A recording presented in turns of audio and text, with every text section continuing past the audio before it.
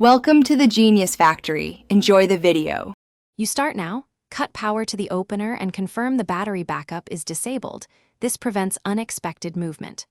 Once done, find the emergency release cord and red handle attached to the trolley. You will use it to disconnect the door from the opener. Make sure the door is supported before pulling the cord. Otherwise, the door may drop. If the door is heavy, have a helper hold it. You're creating a safe, controlled disconnect, so you can manually operate or repair the mechanism.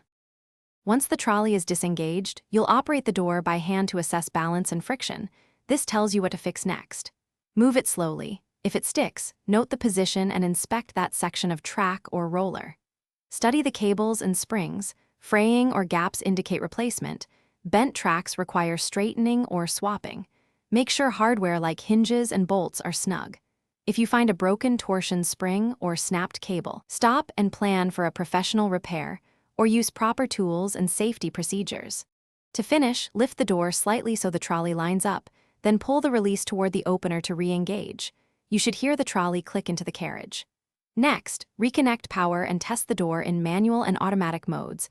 Observe for smooth travel and correct travel limits.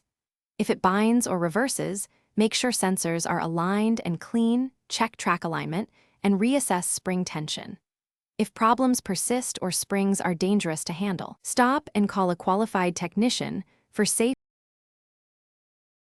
Thanks for watching. If you found this helpful, don't forget to like and subscribe.